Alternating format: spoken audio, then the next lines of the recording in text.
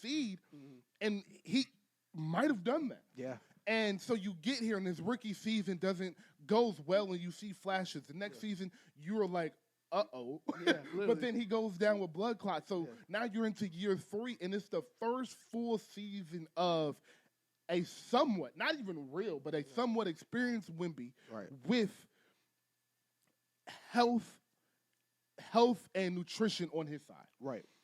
So in his first year, he won the Defensive Player of the Year, was first team All-NBA, was third in the MVP voting, and is 1 game away from getting to the finals. Yeah. We're looking at history on one side. Yeah. And then you go to OKC, and we have this guy that has the longest regular season 20-point per game streak we've ever seen in history. Over 150 games of 20 points straight. Right. Back-to-back MVPs, back-to-back 60-win seasons. Back-to-back 1 seeds. He's back-to-back 1 seeds, and he's doing it 3 straight 1 seeds. Yeah. 3 straight 1 seeds, actually. And he's doing it with his second-best player, without his second-best player, with his third-best player, without his third-best player. And he's doing it for 33 points a game. Nobody has shot a better percentage, averaging over 34 points a game as a guard, except for the greatest ever do it, Michael Jordan. Yeah. So that's the story on the side of OKC and the guy that won't talk. And then the beauty in Wemby is his attitude and his, I want this. Yeah. I care, and I'm telling you, I want every award. I want every moment. I want to win every championship. Yeah. And SGA feels the same way, but he's just carrying so cool. Right. And so we start this series with Wemby watching SGA win the MVP. Stephon Castle cracking jokes. Nobody smiling. Hold the trophy up. Yep. As he said, no one's smiling, no one's laughing. And you give me 41 and 24 and 4 blocks and win game 1. Yes, sir. And every game since then has been back and forth, and back and forth, and back you know and forth. what it is, twin. You know what it is, twin. It's 2016 Cavs Warriors. It's where the first game was great, last game was great, everything else was blowouts. Yep. Literally. Because teams are making adjustments, teams are changing what they're doing. Yes. And every game is different. Every single game is different. Every game tells a different story, but everything is leading to this game 7.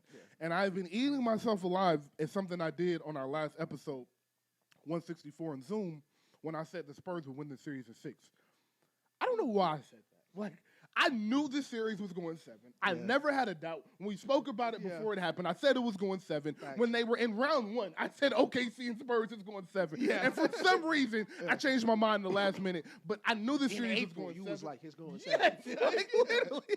So I changed my mind, but I knew this was going 7. We are finally here tomorrow night. I am so, so excited. Probably the most excited I've been to watch a basketball game since Steph was in the finals in 2022. Like, that's how excited I am about this. Yeah, I'm shaking. So, I want to start with your Spurs. Yes, sir. What are you looking for them to continue in Game 7 that they were successful with in Game 6? Right. So, in Game 7, so let me frame it right. So, to answer this question right, I have to start with Game 5. Okay. So, from Games 1 through 4, Wemby possessions were about 40% or so. It was the highest the first game. It dipped the second game because they were trying to keep him healthy. Yeah. Game 5 was the lowest of the series. You're right. And then Game 6, over half the offense was Wemby offense. Okay. Whether him trying to score or him trying to create. Okay. I need that to go up. Yep. I need that to continue to rise, and not even just the possessions where he is starting it and then getting off. His gravity on that court is literally changing what is going to be open for the rest of the team. Mm-hmm. Like, Stephon Castle's the only guard that can get to the restricted circle without that hedge coming. Yeah. Because you can't hedge on Wemby. Yeah. And you have seen with De'Aaron Fox coming back, all the pressure to handle the ball the whole game is off of Castle, which is amazing. That's why I'm not killing Fox for shooting so bad, because that handle has changed the offense for Stephon Castle. Yep. So moving forward with Game 7 has to be Wemby-centric, has to be below the free throw line. And I know I said I haven't been killing him because I have not. High ankle sprain, coming back from all that. Closeout game, Fox is going to come play. So that's where I'm going to start, bro. Fox has to show up. Like, Yeah. this is the moment. Your rookie and sophomore guards, Stephon Castle, COV, shout out to you, and Dylan Harper, have shown up in a way that you couldn't even expect at a 21 and 22-year-old guard. Right. Because it's one thing to come in and be a dominant big man because the lack of you're able to just hustle. You can get a lot and dominate and really make your impact on the game just by hustle plays, not a lot of IQ. With the guard, you have the ball in your hand so much. You have to have an IQ. You have to understand the game. You have to understand momentum, how to control runs and things of that nature. And Dylan Harper and Stephon Castle have shown up to the moment time and time again. Right. But I cannot rely on a rookie Dylan Harper and a second-year Stephon Castle to be the 22 and 24 at 10 guys that they have been. I need De'Aaron Fox to have 22 to 27 points in this game and be Wemby's second guy. I want Stephon Castle to be the all-world defender and make SGA's life an absolute living hell. I want Dylan Harper to have a posterizing dunk to get the bench off the ground, a three to capitalize a run to tie the game or to take the lead. I want them to have their moments, but the guy that I need to come out on a heater in the first quarter and end the game on a heater in the fourth quarter, outside of obviously the best player, is De'Aaron Fox. Right. I like what you're doing with the ball handling. I understand you have a high ankle sprain, but this is where champions are made. This is where moments are made. I need you to show up. That's a fact. Secondly, I just want to tell you, you're right about Wemby. Like, I won't talk too much about it. Actually, yes, I will. We're on a podcast and we pod in 2 weeks. So, Wemby getting the ball early is so important for I'll go two reasons, really. Right. Number one is he gets so much more active and energized and into the game when he touches the ball early, and not only touches the ball early, but scores early and puts pressure on the rim early. He's a more active defender. He cares more about blocking shots and things of that nature. Not that he doesn't when he's not touching the ball, but it is just the ball has energy. The ball has energy. Right. Thank you. And secondly, the stress Wemby puts on your defense, OKC that is, the stress that Wemby is putting on OKC's defense is something they feel from quarters 1 through 4 versus feeling for a moment in the second quarter or for a moment in the third or for just the fourth quarter. Right. If you get Wemby 14 and 6 in the first quarter, the entire game, they are guarding Wemby like he has 30 points. Versus him having 10 points at halftime on 2 for 8 shooting because he hasn't barely been touching the ball. And now they are hedging a little bit more and making life off that pick and roll with Stephon Castle a little bit harder because he hasn't been touching the ball. And his shot, because he is a rhythm player, he's not the best three-point shooter right now, but he is a good one and he's a rhythm one. So with him not hitting any threes in the first half, now Isaiah Hartenstein is able to give him a little bit more of a step because he's not as worried about closing out on the three ball, and now that helps him out as a defender. So there is so much of their offense that is I was thinking of a cool word to say that I'd be hearing on First Take, but forget it. But so much of their offense, and Wemby is such a focal point of their offense, and he has so much synergy within him touching the ball that it is going to open it up for the rest of the San Antonio Spurs. Those rookies, De'Aaron Fox, Keldon Johnson, is going to make them better if he is dominant early. So absolutely agree with you. And 1,000%. And I would look to see a lot more De'Aaron Fox, Wemby PNRs. Because we haven't seen that many. Me too. We've seen a lot of the Castle ones because Castle's the best oop thrower we have. So he gets into the lane and does that a lot. But Game 7, and he did this versus the Portland and Minnesota. We really leaned heavy into the Fox, Wemby PNR later in the series. It's usually because Fox is our best mid-range shooter. Okay. So Fox is able to generate way more mid-range floaters and middies later in the series when we run the PNR because he doesn't get that edge. And he doesn't have to get all the way downhill like Castle does. So I would love to look for that. And you mentioned Harper and Castle. They are so much better being the secondary action to the play. That is what I've seen the most probably from those two young people. Like Dylan Harper legit has changed my life. Like, It is no longer like, man, if Wemby's good enough, we're gonna win a bunch of titles, or if Wemby's always gonna be Wemby, we're gonna be great.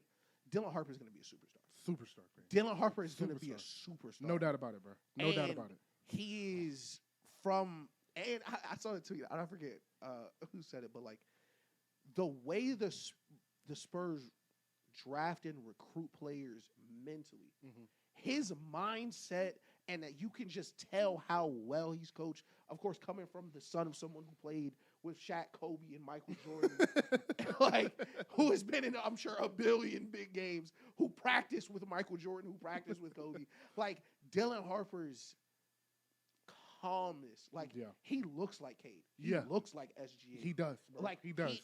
And every game or so, I'm seeing him get better still. Yeah. Like early in the series, that step back midi was short every time. He missed 3 of them, all short.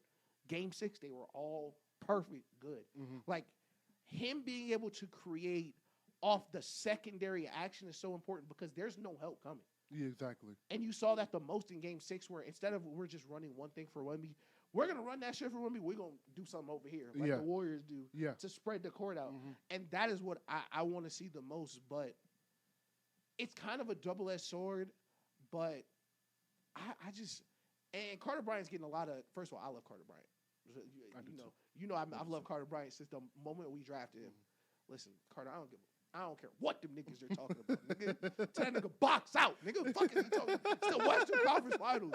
Them niggas are cutting the clip together like, this is so dirty. Shay is staring at that nigga. Shay is staring at this nigga running full speed at him. You get Shay brace for it. Like, damn, is this nigga finna stop? Yeah, he did. No, he's not, twin. He's not. He's not, bro. And that's what I love about this team. Like, let me ask you actually. So, how'd you feel about the clip about Wemby coming out with the Mason Plumlee and the Bismack Biyombo? So that was where I honestly am regretting as a co-producer in this show that we didn't start with the physicality of the series and then jump into the Spurs, because that has been a joy for me. It's watching two teams play physical basketball for 7 games. Despite that, some of these games have been blowouts. And the difference in Cavs Warriors were like, those games, other than Game 6, Game 6 was a fake blowout, is what I call them, where it's between 8 and 14 all game, and it feels like they're in the game. Yeah. It's been 2 games like that with this series as well. It's been 2 outright blowouts, and then like last game was a mix, a kind of like in between that, and then they went on a 20 to over. It was like it was a 5-point game. But I want to say Game 3 was similar to that, and I believe Game 3 and 4, both of those games were like blowouts, quote unquote, but they were close. And I'm saying all that to say the physicality of this series is something I have missed so much in basketball. And this is, sometimes Adam Silver's wrong, sometimes he's right. This is where he's gotten right. He does a great job of never putting his refs on blast, because as a commissioner, you cannot, because once you give the fans ammunitions and the coach ammunitions to say, look at what you said, then they have the ammunition and you don't want them to have that. So he does a great job of defending them in public, but you can tell he was sending a message privately, because the basketball I am watching in this series is night and day from the basketball I've been watching for the past 2 and 3 years. That's a fact. So the physicality and the sheer passion that I am seeing out of these individuals is amazing. To address your question with the Wemby clip and Mason Plumlee, that is basketball, ladies and gentlemen. I don't know if y'all know, if y'all have ever watched anybody play, if y'all ever watched any story Kevin Garnett has ever told. If you watch anything these players niggas ain't watched that fucking Redeem Team documentary? Fam, like, this is hoop, bro. This is what we do. Yes, you're going to go out there and you're going to hard foul him to send a message. When you come back to San Antonio, we ain't taking no shit. Yes, that is what basketball is. It's not dirty. It's not sneaky. It's not petty. No, this is basketball. This is hoop. This is competition. This is passion. I hate you, and I want you to know I hate you. And I'm sending my old nigga in there to prove to you I hate you. And then I'm going to come back the next game, and I'm going to look at you in the eyes, and you're going to know I hate you. This is what competition is. I love it. Listen, I don't want to overstate this. I could not physically have loved it more. Pause. Like, do you know how much joy it would have brought me in 2016 if Anderson Varejao got off the bench and Steph grabbed him? Hey, him. Yes. God. Yes. Like, Yes. stop, bro. Like, and it reminds me of a story, and it's this is an amazing show I watched. A show called Letterkenny. Sorry. No. It is a little weird. It's a Canadian show. I can't believe I'm forgetting it. It's a spin-off of another show. Okay. But Letterkenny is the main show. And it's kind of about like there's in it is these hockey players. Okay. And in the spin-off show, it's about the hockey team. And he was talking to this girl, and he was explaining to her, like, when you're out there on the ice, if a player does something wrong, they don't look to the ref to correct it. Mm-hmm. Hockey players police hockey players. When you watch a baseball game, or when you watch the Yankees in 2004, and they threw at David Ortiz, when they were getting up, Fernandez is asking David Ortiz, who you want? Pick who you want, because baseball police their own. In the NFL, when Michael Thomas, who got hurt in the Saints playing the Bucks?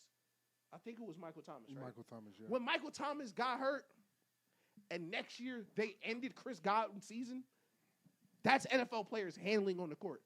In the NBA, if it's not going to be policed by the refs, it's going to be policed by the players, and I'm super cool with that.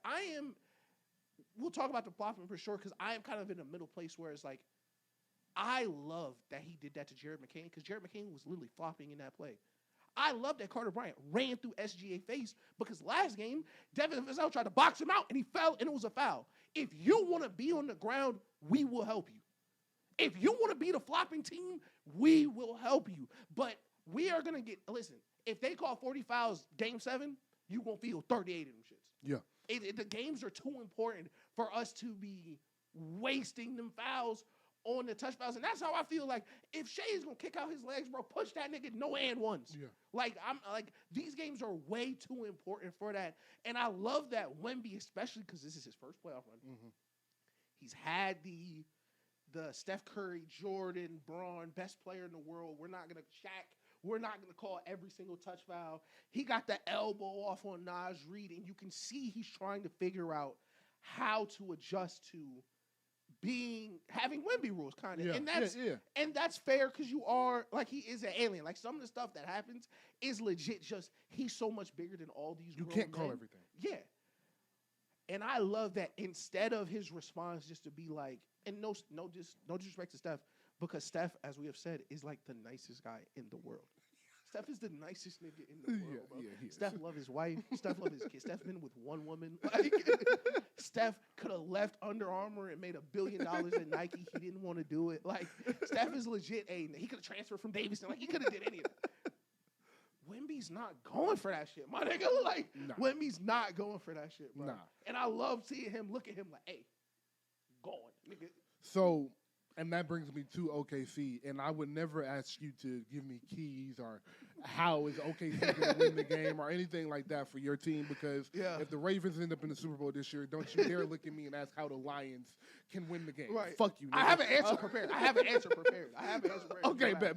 Yeah. But, so I kind of want to ask this question. I'm phrasing this sequence and this part of the show as, what do the Spurs continue to do right? Yeah. And then I'm going to answer from OKC. What can OKC do to combat what your answer is? Okay. So, in the first 2 rounds, SGA has been at 29 a game, 50% from the floor, 32% from free three, with a plus 74 plus minus. Mm-hmm. In this series, in these 6 games, he has been 24 a game, 5-point drop, 38% from the floor, 13-point drop, 26% from 3, 6-point drop. And a minus 28 in the series. 2-time MVP right there. So, my question to you is, in a quick 2 minutes, what does San Antonio need to do to continue to frustrate OKC and SGA in Game 7? We have to play defense with our feet. Okay. Stephon Castle did a great job in Game 6. Of course, is a ton of stuff around the games of how he's falling and what's getting called. Control what we can control. Mm-hmm. Don't jump at any pump fakes. Okay. Any shots he make over you, we are fine with that. Late contest, he's been amazing at changing the way he's contesting. Make everything hard. Pause, because, there's still an alien behind you. It's still an alien behind you. You don't have to win this matchup.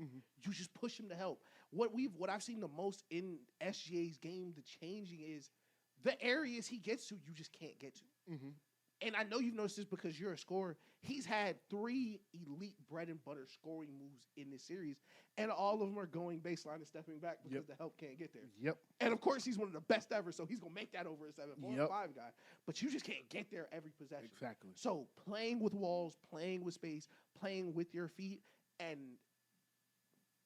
this is gonna sound a little counterintuitive because it's not about SGA. Like, make him feel like he has to score. When Caruso gets the ball and doesn't score for 3-4 plays, it's the second half. Caruso don't have a bucket. Now Shea's pressing. Make him uncomfortable in his process. Absolutely. I love that answer. So to combat that with OKC, because my issue with OKC has been they haven't adjusted enough offensively for me. Now, defensively, their game plans to how they're guarding Wemby, how they're guarding Castle, how they're forcing turnovers has all been A+. Daniel has done an amazing job. And I want to give grace because I do understand J-Dub and Mitchell are your second and third ball handlers, so you're missing that. So it is hard to have a lot of offensive adjustments when you have that issue. But Caruso does have a history of playing point guard. Jalen Williams does have a history of playing point center at Arkansas and some with OKC. Casey Wallace can handle the ball a little bit. Not amazing, but he can handle the ball. What OKC needs to do is get SGA the ball on the move. And if you're able to do that, you're not having 10 eyes looking at him of the Spurs defense. You're only having 4. So that double may still come, but the way the energy that they're going to have to double, the angle that they're going to have to double is going to create an easy passing lane for you. It's going to create an easier shot over the double for you, and it's going to create a rebounding advantage for you if you are able to get on the move. And why I say those things is, one, so I believe that was game 1. What was the game where they run the Iverson cut and That's game 1. Game 1. Okay. So when you run the Iverson cut and you're cutting across right above the free throw line and you're about to catch the ball from the point guard, when you have that ball on the move, you have that side clear, which they've done a great job of. That side is so clear, no one can come double. And the only person that has a chance to come double is the person that set the screen on the Iverson cut. So the person guarding, person guarding the person that set the screen on the Iverson cut. So if he comes over to double, then you have your big at the elbow, and now you have a 3-on-4. And they don't have Wemby. Nope. Oh, yes, they do. They do have Wemby. So that is going to be tough. Now, let me be honest. That is going to be tough because they do have Wemby, is what I meant to say. And because they have Wemby, that 3-on-4 is kind of like a 4-on-4 because he's kind of like 2 defenders. So it is on your team to make the easier play, but it's an easier play than asking Alex Caruso to come out and hit 4 threes and asking Jalen Williams to hit another 2 and then asking Casey Wallace to hit another 3. If you're able to get them the ball on the move, and now you're able to get hockey assists off of that because he's in the middle of the floor, so you have people rotating, and now you're creating open buckets. So my advice to OKC is get the SGA the ball on the move.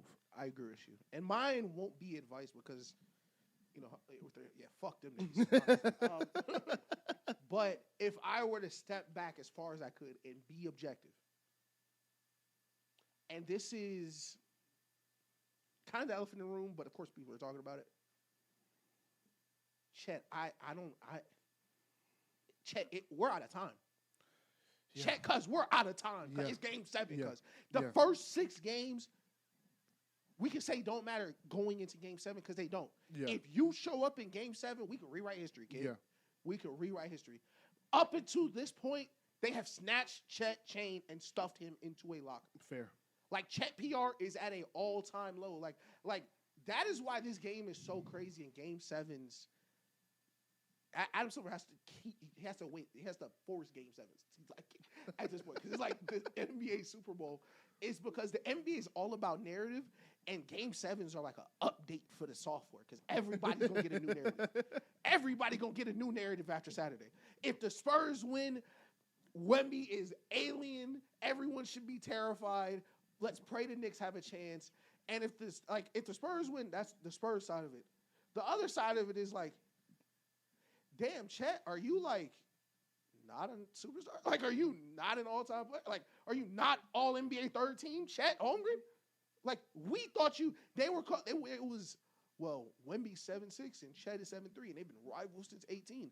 Are you in cat conversations? Like, are you in conversations we thought you were a different part of? Because as much as we kill Cat, and people don't think, we'll talk about the Knicks in a second to see if people think they have a chance, at least on this show. But, like, Cat was on the Thunder games when we were like this. I agree with you, brother. I agree with you. Like, Chet has, and it's been very frustrating. And I do want to say, the Spurs wings, and I can't believe I got this far without saying Devin Vassell.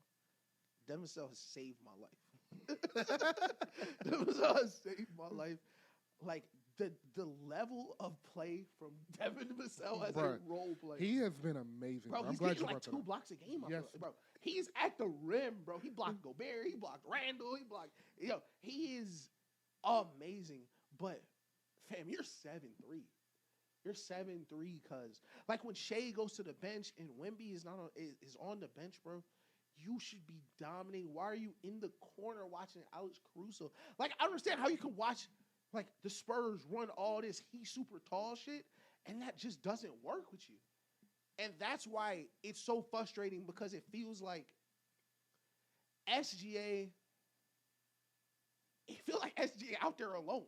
It feels like watching the I'm trying to think like 2010 Lakers kind of, where it's like Kobe, a bunch of niggas that play defense, and a skilled big. Yeah.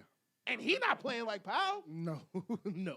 Like 11 points, like 7 rebounds, whatever he's averaging, like it's embarrassing. And that is probably my biggest thing about it is like, bro, at what point does the pride kick in? Agreed, bro. Give me just a second. I want to pull up his stats for the last few games. So last game he had 10 points. He had 10 points and 11 rebounds, bro. And the problem with me is there it is. That's what I was looking for. So game 1 he had. Game 1 he had 13 points. Game 2 he had 14. Game 3 he had 10. Game 4 he had 16, and game 5 he had 10.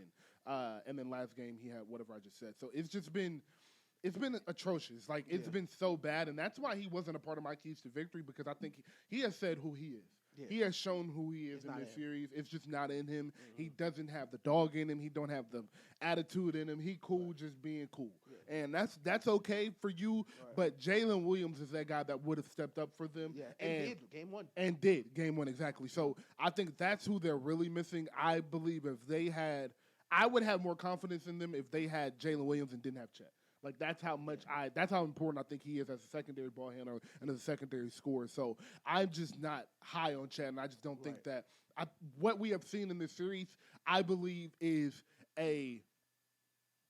much more of a reality than fiction. Whereas, like, that's so mean. Yeah, like it is. I'm sorry, but whereas, like, shit. Kobe hated Rajah Bell. You don't want to be Rajah Bell, though. Like you don't want to be. It's kind of like when Braun was frying Paul Pierce that series, but that wasn't like peak Paul Pierce. Yeah. Like, he's younger than you. Like, y'all the same age. Y'all the same age, y'all bro. The same age. And it's just like, I just think this is a reality of this is how much better Chet is. I mean, this is how much better Vic is than him. Yeah. This is how much more physical the Spurs are than their bigs. Well, than just him just him, because I love what Isaiah Hartenstein has been doing this series. Yeah. And I need to hit another floater. I'm going to lose my the bitches be going up, and it'd be like, no fucking way, bro. Twin. It was like 8-22. He had all 8. He had 4 floaters in the first quarter. Them floaters be feeling like a JP game winner. Like, what the fuck? But, man, I'm excited. So, defensively, let's go there. The Spurs have done an amazing job of playing boxes and elbows with SGA, and what that means is essentially they don't trust SGA's three-point shot, and they don't trust his ability to get downhill and could finish consistently. Right. So they're playing boxes and elbows, which means if you're at the top of the key and we're just going to make this 5 out to make it simple for the picture. If you're at the top of the key and everybody is playing man, where's everybody's man position usually is, they're 2 steps inside. Exactly. So if you beat your guy, which SGA is going to do more than likely, there is help before there usually is help. So you have to give it up faster than you usually have to give it up. So where you'll see a Luke or SGA or Ant do a nice pro hop or nice Euro step in between 2 people, you're not even allowed to do that because the defense is collapsing so fast. That's why you see them relying on role players shooting to the extent they are. My question to Ish is, you mentioned make SGA feel like he has to score. Make SGA in the 3rd and 4th quarter feel like he has to press. Do you want them to continue the boxes and elbows formula, or would you like them to get back to more normal man principles, trust Castle, trust Champagne, trust Vassell, and then trust the alien you have back there to protect the rim? I think we say boxes and elbows. I think, and when we pick Game 7, I'm gonna I might repeat this almost verbatim, but when we look at the tail of the tape of this series, everything we wanted to do is working so far. Okay. SGA has his worst playoff series of his career. Chet has not showed up. J. Will and AJ, they are exempt from that. The only thing that I would say is, and this is a testament to OKC, is listen, Alex Caruso is shooting 40-something% from 3. Yeah. Respect to him, and Alex Caruso is a champion. Yeah. 2-time champion who's been in spots where if he's hitting those shots early in the series, I respect him enough to not give him that opportunity in Game 7. I completely agree. Especially at home. Especially at home. And I think if we say, Dylan Harper, Stephon Castle, Devin Vassell, Wemby if we got to, if Shea score 50, we're not going to lose. If Shea score 50, they got to get 45, 60 points somewhere else. But where it goes bad is if we are too far, and to answer your question directly, I want him to keep playing one-on-one a little more just because Castle's doing an amazing job. But we can stomach we can stomach a 45. If he explodes, because, of course, this is a 2-time MVP. He hasn't played a great playoff game in weeks. He is due for one. If he's going to have one, it's going to happen in Game 7 at home. If Shea score 45, you can win that game. Yeah. If Shea go for 45 and 10, you can win that game. But the game you can't win is Caruso with 15, Casey Wallace with 12, J. Will with 13. You can't win that game because Shea's going to get his. Yeah. And that is why time is a flat circle where it's like, bro, it's the LeBron defense, bro. And LeBron fans look back on them Spurs, on that second Spurs series, man, LeBron played so well. The average 30, yeah, because go ahead. Yeah. Go be the best nigga in the world. Ray Allen can't dribble. Yeah. Shane Battier cannot dribble. Yeah. Alex Caruso, love him, cannot dribble. Casey Wallace, and all our wings are already great defenders. Mm-hmm. So I don't need to double and sell out to stop Shea because if he goes off, you can stomach those points and you still got the alien back there. Understood. So the easy stuff that you're really worried about usually with stars is him getting easies and then making the star plays. Mm-hmm. He not getting them easies when we down there anyway. So if we're just solid on everybody else, trust what has gotten you here. Okay.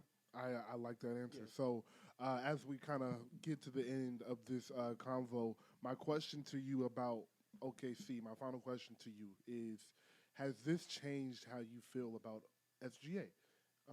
This series, this playoff run, has this changed how you feel about SGA? Yeah, the jig is up. I'm sorry. The jig is up. I'm sorry, Reggie. The jig is up. It hasn't been a very negative episode. I'm sorry, Roby. I'm sorry, Stunner. The jig is up. It is over. You niggas running around pretending that that's Kobe Bryant. It's over, bro. That is the problem with this series. And, of course, the media backlash, and they're making the Operation Game Boards, and Jay Will got a new segment in the morning for Life Alert. All that is because not only is this the most watched playoff series, I think in 20 years, or maybe since the Warriors, both of these fan bases are very small.